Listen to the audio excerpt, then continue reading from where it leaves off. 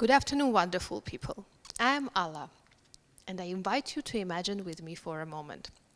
It's a wonderful autumn morning, and I'm standing in front of my overflowing closet with just one idea in my head. I have nothing to wear. Does this sound familiar? Often, our closets remind us museums of hopes and memories, because we often buy clothes that we don't really need. We buy them for the promise they seem to hold, the promise of a better version of ourselves or a brighter future, like with the items that we hope to wear when we lose a few kilos and which never happens, or the ones that have once given us a thrill of a good deal because we have bought them at such a ridiculously discounted price. Only part of what we own suits us at the current state, at the current weight, and at the current lifestyle. Soon I realized a stark truth. 80 million tons of clothing is being thrown away every year. The other sources say that a garbage truck full of textiles is being landfilled or burned every second. This is crazy, right? So the fashion is one of the most polluting industries in the world. And let me tell you even more. To produce one t-shirt, it takes as much water as one person would drink during 2 years. And the problem comes from fast fashion. So fast fashion is like a fast food industry. So in fashion, it's all about making clothes quickly and cheaply, running after fashion trends, which are changing all the time, and eventually creating a desire to buy more. So we buy things that we don't really need, and then we throw them away, and this pollutes our planet. And this wow moment marked the beginning of my transformative journey.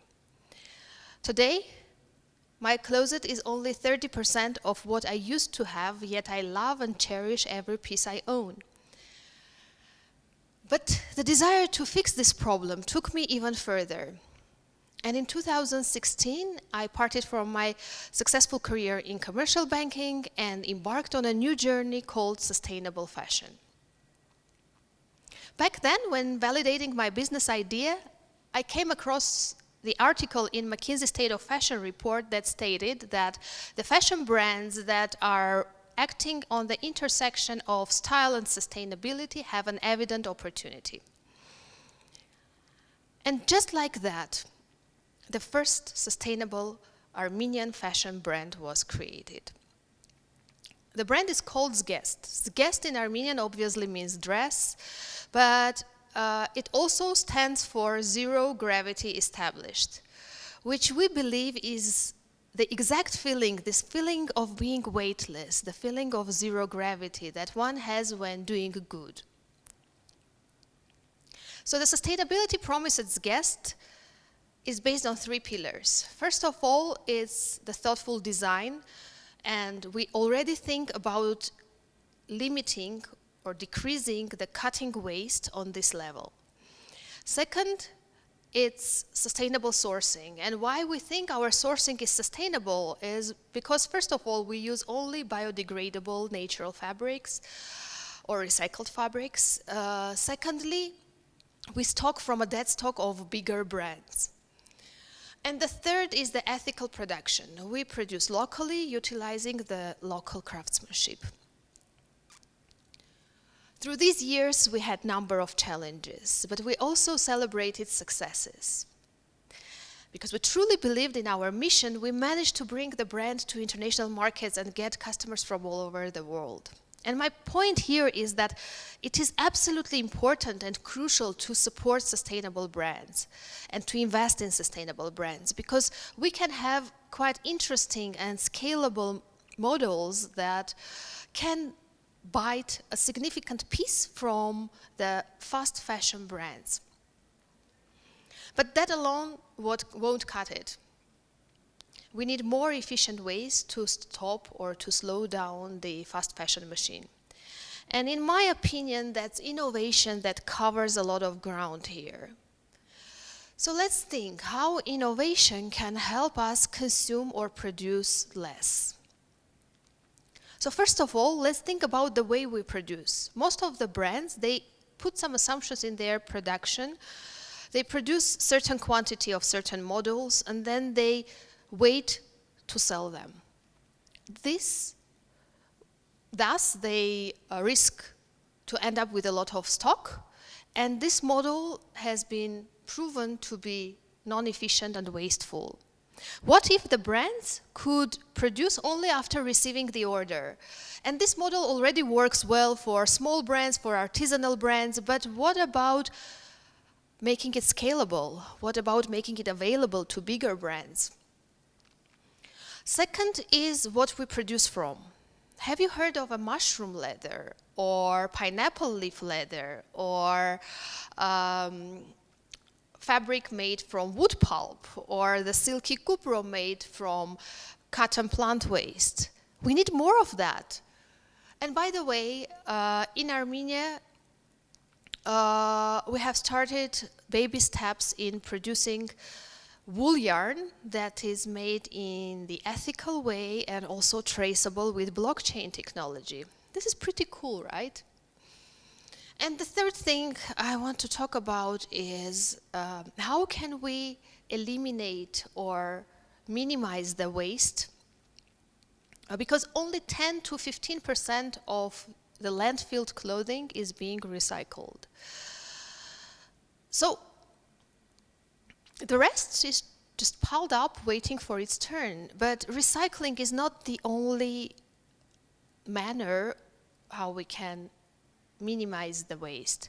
Have you heard of upcycling? Upcycling is basically when, to produce a new item, you don't use new materials, but you use an item that has already been produced and is not in use anymore.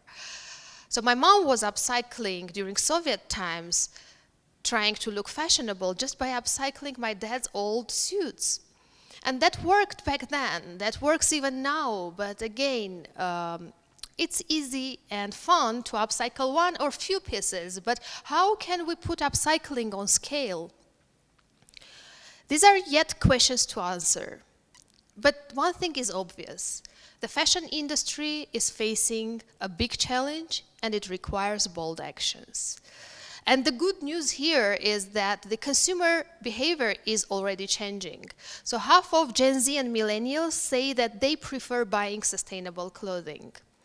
And this trend has already been noted by marketers, and this brought us to two consequences. Let's put it that way. So first of all, we see some fast fashion brands already committing to become sustainable and 100% circular in the next decade, and they invest in sustainability now.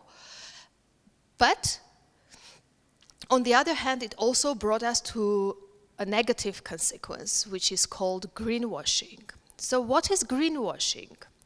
Greenwashing is when a dark black t-shirt claims to be sustainable just because it contains tiny bit of recycled fibers in it. But do we really know how much hazardous chemicals or water went into producing it? And it is not surprising that 85% of respondents at the recent research claim that they do not trust sustainability claims on the labels. And this is probably why EU has stepped in with its greenwashing directive, making brands prove their sustainability claims and be more transparent. So the directive will be implemented by member states in the coming 24 months, and hopefully this will change the picture. So this is pretty much a global perspective that I wanted to talk to you about. But before I finish my speech, I want to speak about us. About me, about you, about all of us. So what can we do as consumers? Because when we say consumer behavior, it's not just a term, it's us. And if we think that just another pair of jeans that we buy would not change much, that's not the case. So let me give you a few tips that will help you in your consumer decisions when it comes to fashion. So first of all, let's buy what we really like and what we really need. And the good tip here is would be not to look at the price, but to look at the cost per wear. And what is cost per wear? So it's easy. It's basically when you take the price and you divide it by the times you expect to wear this particular item in the foreseeable future. And you will be surprised with the same or lower budget how you start to buy things that are more expensive, of better quality, but of course you buy less. So, yeah, and then what else we can do? The second thing we can do is to buy items that are made from natural materials. Those are always nicer touch to our body, and in the same time they are biodegradable. So the third thing that I would suggest to think about is upcycling. You have already heard what upcycling is. So redo, readjust, recreate your wardrobe. And by the way, the dress I'm wearing today has been upcycled from a men's suit. So, and the last thing probably is maybe try secondhand. I know in Armenia it is not that popular, but another tip here would be using another term, which is pre-loved. And maybe in that case, that will change your attitude towards used clothing. And there are platforms that already ship to Armenia and from Armenia, so where you can not only find interesting pieces, but also sell what you don't use anymore and give it a second life. And by the way, the platform called Vestiaire Collective, which is one of the biggest in Europe, they have calculated the cost per wear for a luxury item to be 30% lower than the cost per wear for a similar item which is new and bought from fast fashion brands. These are the tips. Hopefully those will help you in your transformations. And I must say that this transformation is a journey, but a journey that's worth taking in the sake of our future generations and for the beauty of our world. Thank you for being here and for your commitments to establish your own zero gravity.